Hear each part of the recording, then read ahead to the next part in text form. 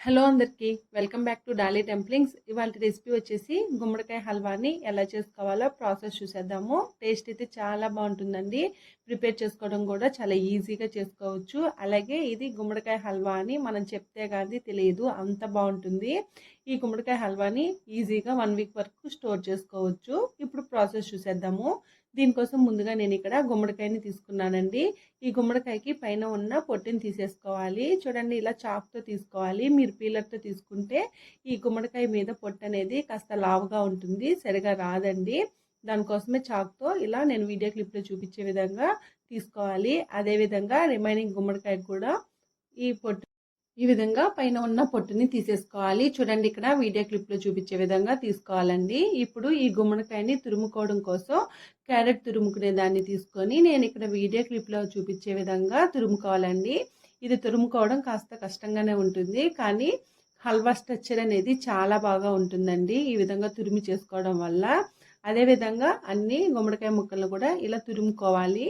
ఇలా తురుముకున్న తర్వాత ఇప్పుడు ఈ గుమ్మడికాయ తురుముని ఏదైనా కప్పుని తీసుకొని కప్పుతో మెజర్ చేసుకోవాలండి. ఇలా చేయడం వల్ల స్వీట్ మనం ఎంత వేయాలనేది ఈజీగా తెలిసిపోతుంది. చూడండి, నేను ఇక్కడ వీడియోలో చూపించే విధంగా కప్పు మెజర్మెంట్స్తో తీసుకోండి. నాకు ఇక్కడ ఈ గుమ్మడికాయ తురుము 3/3 కప్పు వచ్చిందండి. ఎవరైనా సరే ఇలా కొలిచి తీసుకోవడం వల్ల స్వీట్ ఎంత వేయాలనేది ఈజీగా అర్థమైపోతుంది. ఇలా ఈ గుమ్మడికాయ తురుముని పక్కకు పెట్టేసుకొని ఇప్పుడు స్టవ్ ఆన్ చేసుకొని కడాయి పెట్టుకొని 2 టేబుల్ స్పూన్ల వరకు నెయ్యిని వేసుకోవాలి.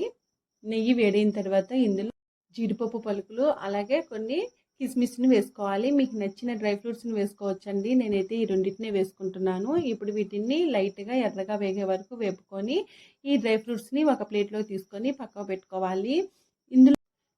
ఇందులో మనం ముందుగా తురిమి ఉంచుకున్న ఈ గుమ్మడికాయ తురుముని వేసుకొని మంటని మీడియం టు లో ఫ్లేమ్లోకి అడ్జస్ట్ చేసుకుంటూ ఈ గుమ్మడికాయలో నుంచి పచ్చి వాసన పోయి వాటర్ అంతా ఇంకిపోయే వరకు మధ్యలో కలుపుతూ వేపుకోవాలండి. మీరు అలాగే వదిలేశారంటే అడుగు మాడిపోయే ఛాన్సెస్ ఉంటుంది. దీన్ని కంటిన్యూస్గా కలుపుకోవాలి. ఒక 5-6 నిమిషాల పాటు కలుపుకోవాలండి. ఈ హల్వాలో గుమ్మడికాయ సరిగా వేగకపోతే గుమ్మడికాయ స్మెల్ అనేది వచ్చేస్తుంది, తినడానికి కూడా అంత బాగోదండి. దానికోసమే గుమ్మడికాయని కాస్త ఓపికగా మధ్యలో కలుపుతూ వేపుకోవాలి.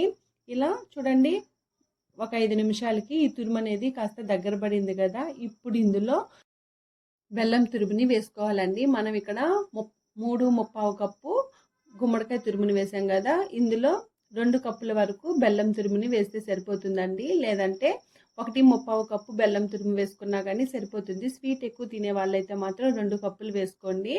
ఇప్పుడు ఈ బెల్లం కరిగే వరకు మంటని మీడియం టు లో ఫ్లేమ్లోకి అడ్జస్ట్ చేసుకుంటూ మధ్యలో కలుపుతూ ఈ బెల్లాన్ని బాగా మెల్ట్ అయ్యే వరకు మరిగించుకోవాలండి. చూడండి, ఇలా మధ్యలో కలుపుతూ ఉడికించుకోవాలి.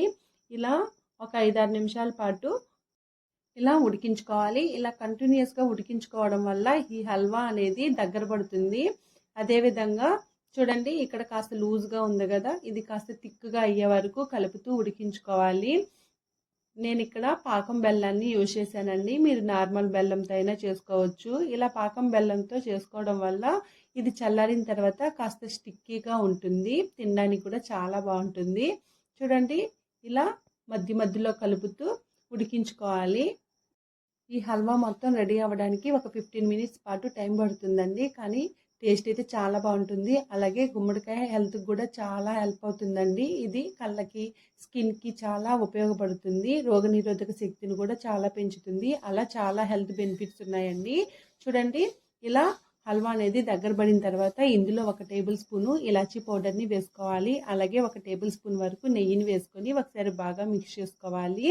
ఇప్పుడు స్టవ్ ఆఫ్ చేసేసుకొని ఇందులో మనం ముందుగా వేయించి పెట్టుకున్న డ్రై ఫ్రూట్స్ని యాడ్ చేసుకోవాలి. నేనైతే కొన్ని పక్కన తీసి పెట్టుకున్నానండి. ఇప్పుడు ఈ హల్వాని సర్వింగ్ బౌల్లోకి తీసుకోవాలండి. ఇది వేడిగా అయినా సర్వ్ చేసుకోవచ్చు, లేదా ఫ్రిడ్జ్లో ఉంచి చల్లగా కూడా సర్వ్ 1 వీక్ వరకు ఈజీగా స్టోర్ చేసుకోవచ్చు. చూసారు కదా, గుమ్మడికాయతో హల్వాని ఎలా చేసుకోవాలో ప్రాసెస్ ఏందో. ఈ వీడియో మీకు నచ్చితే లైక్ చేయండి, షేర్ చేయండి, కామెంట్ చేయండి. అలాగే ఈ రెసిపీ మీరు ట్రై చేస్తే మీకు ఎలా కుదిరిందో కామెంట్ చేసేయండి. మరిన్ని రెసిపీస్ కోసం మన ఛానల్ని సబ్స్క్రైబ్ చేసుకొని నోటిఫికేషన్ సింబల్ని ఆన్ చేయండి. Thank you for watching.